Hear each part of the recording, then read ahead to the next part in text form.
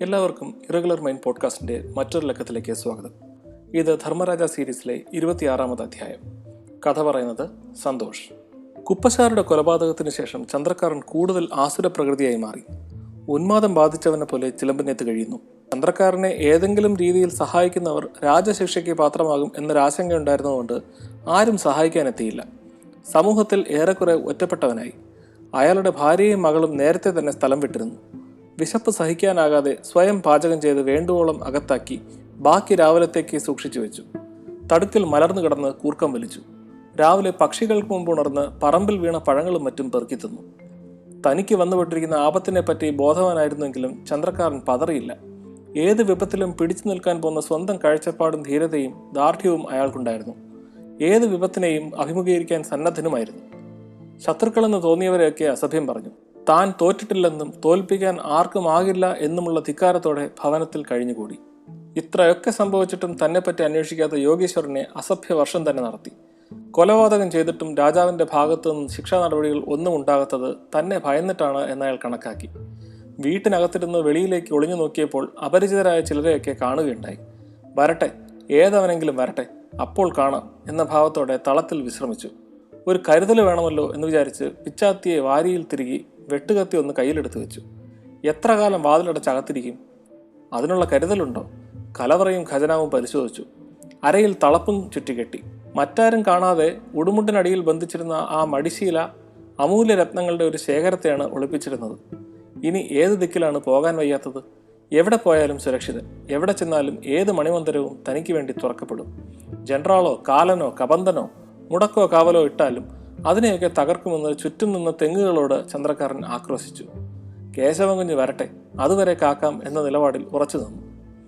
1-2 ദിവസം കഴിഞ്ഞപ്പോൾ ഏകാന്തവാസവും കുറ്റബോധവും അതിന് കിട്ടാവുന്ന ശിക്ഷയെപ്പറ്റിയുള്ള വിചാരവും ആ കഠിന ഹൃദയനെ ഉലച്ചു തുടങ്ങി. കുപ്പശാരെ കൊല്ലാൻ ആ നശിച്ച സമയത്ത് താൻ എങ്ങനെ പ്രേരിതനായി എന്ന് ശങ്കിച്ചു. തനിക്ക് വന്ന ബുദ്ധിമോശത്തിന് കാരണം ചാമുണ്ഡി ദേവി തന്നെ.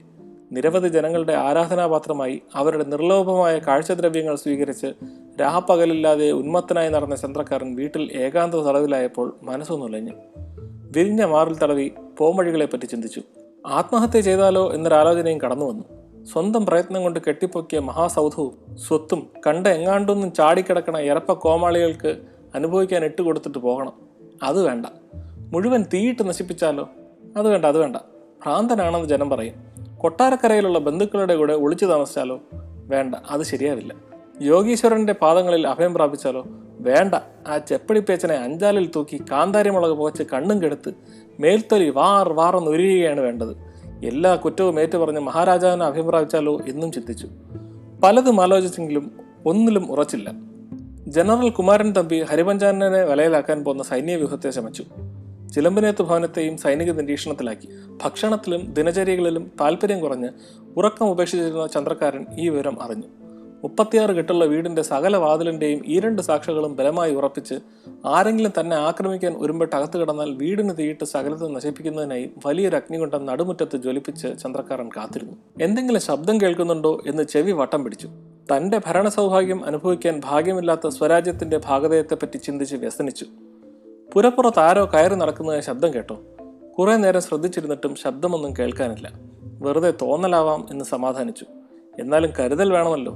തീ നന്നായി ജ്വലിപ്പിച്ചു. വീണ്ടും ശബ്ദം കേട്ടു. ശരിക്കും കേട്ടെന്നുറപ്പായി. വാതിലുകൾ അടയ്ക്കുന്നതിന് മുൻപ് തന്നെ ആരോ അകത്ത് കടന്നിരിക്കുന്നു. ആളിക്കത്തുന്ന ഒരു തീക്കൊള്ളിയെടുത്ത് തയ്യാറായി നിന്നു അയാൾ. അതിന്റെ വെളിച്ചത്തിൽ ഒരു കറുത്ത രൂപം നിൽക്കുന്നതായി ചന്ദ്രക്കാരൻ കണ്ടു. കുപ്പശാരുടെ പ്രേതം തന്നെ പിടിക്കാൻ ശവക്കുഴിയിൽ നിന്ന് എഴുന്നേറ്റ് വന്നതാണെന്ന് അയാൾക്ക് തോന്നി. വാ അമിണ വാ. കൂട്ടിൽ 2 ചന്ദ്രക്കാരന്റെ കൂത്താട്ടങ്ങൾ മോടിയാവണില്ല എന്ന് വിളിച്ചു ഭൂതത്തിനെ. കയ്യിൽ വാക്കത്തി നീട്ടിപ്പിടിച്ച് ആ സത്വത്തിന്റെ നേരെ നിന്നു. അതാവട്ടെ വാതിൽ തുറന്ന് അടുത്ത കെട്ടിലേക്ക് പോയി. ചന്ദ്രക്കാരൻ പിന്തുടർന്നു. സത്വം 36 കെട്ടിലും ചാടി നടന്നു ഒടുവിൽ ഭീഷണിപ്പെടുത്തിക്കൊണ്ട് പറഞ്ഞു, കുഴിയിൽ കിടന്ന് കുപ്പശാർ അഴുകുന്നത് പോലെ കേശവൻകുഞ്ഞ് കല്ലറയ്ക്കുള്ളിൽ അഴുകി തുടങ്ങി എന്ന്. ചന്ദ്രക്കാരന്റെ പാരവശ്യം കണ്ട് ആ രൂപം സന്തോഷം കൊണ്ട് തുള്ളിച്ചാടി. ആരാണങ്ങനെ ചെയ്തത് എന്ന ചോദ്യത്തിന് യോഗീശ്വരൻ എന്ന് മറുപടി കിട്ടി. എരിഞ്ഞ് കരിഞ്ചാമ്പലടിച്ച് നശിച്ച് പറന്നു പോട്ടെ പഞ്ചപാതകൻ എന്ന് യോഗിയെ ശപിച്ചുകൊണ്ട് ചന്ദ്രക്കാരൻ നിൽക്കുമ്പോൾ കുപ്പശാരുടെ മകൻ ഭൈരവൻ വെളിയിൽ ചാടി കുമാരൻ തമ്പി ഒരുക്കിയിരുന്ന വലയിൽ കുടുങ്ങി. കേശവൻകുഞ്ഞിന്റെ അവസ്ഥ കേട്ടതോടെ ചന്ദ്രക്കാരനിൽ അവശേഷിച്ചിരുന്ന അല്പം മനുഷ്യത്വം കൂടി ഇല്ലാതായി. തന്നെ ബന്ധിച്ചു നിർത്തിയിരുന്ന ഏക തന്തുവും അറ്റുപോയതോടെ ചന്ദ്രക്കാരൻ ആകെയൊന്നുലഞ്ഞു. നടുമുറ്റത്ത് ജ്വലിച്ചുകൊണ്ടിരുന്ന തീ കാലുകൊണ്ട് ചവിട്ടി കിടത്തി സമാധിയിലെന്ന പോലെ ഇരുന്നു. മനസ്സിലും കണ്ണിലും നിറഞ്ഞു നിന്ന അന്ധകാരത്തെ അയാളിലെ ആസുരമൂർത്തി ആരാധിച്ചു. ഇരുട്ടിന്റെ മൂർത്തിയെ ആരാധിക്കുന്നതിന് നിവേദ്യമായോ, കൊലപാതകം അവിടെ നടന്നു എന്ന് തെളിവുണ്ടാക്കുന്നതിനോ, മനവിഭ്രാന്തിയിലോ എന്തോ വിരലുകളുടെ അറ്റം കടിച്ചു മുറിച്ച് നിലത്ത് രക്തമൊഴുക്കി. രക്തമൊലിക്കുന്ന വിരലുകളോടെ പൈശാചിക ഭാവത്തോടെ എഴുന്നേറ്റ് നിന്ന് പൊട്ടിച്ചിരിച്ചു അയാൾ അലറി. എടാ ഇരുള, വിഴുങ്ങ് വാതുറന്ന് ഈ മൊണ്ണയനെ, നീയല്ലാണ്ട് കാലമേത് ഖലിയേത്? ഉശിരുടയാൻ കാലനും നീ തന്നെടാ പടച്ച ഉരുളെ, നീയല്ലാണ്ട് പൂവല താരടാ നെടുനില കൊള്ളുന്ന പെരുമ്പലിമ. തായെന്ന് ചൊല്ലിയവിടെ കൊടലിരുട്ടിൽ തോറ്റി മനുഷ്യരെ പെരട്ടിരുട്ടിൽ ഇരുട്ട വെടിയപ്പലെന്ന് തിരുമ്പാമ്പാം കുഴിയിരുട്ടിൽ തൊലയണ ഈ കൊണംകെട്ട ഈ ഈരിരുളിന് കരിങ്കുരുളെ നീയേ നെടുകതി. എന്നിട്ട് കൂരിരുളിലേക്ക് ചന്ദ്രക്കാരൻ മറഞ്ഞു.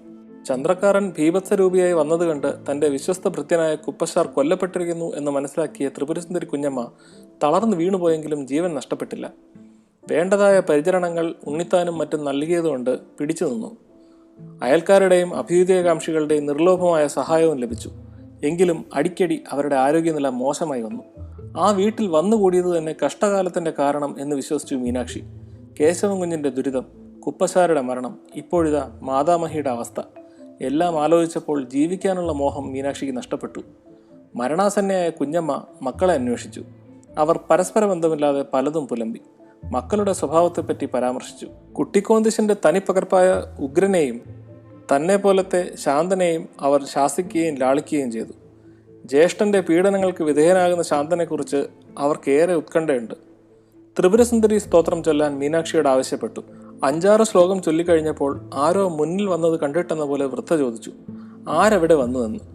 അവരുടെ മനോനേത്രങ്ങൾക്ക് മുന്നിൽ കുട്ടിക്കോന്തിശൻ തന്നെ ആകുമോ വന്നത്, അതോ അപ്പോൾ പടികേറി വന്ന കേശവൻ കുഞ്ഞോ?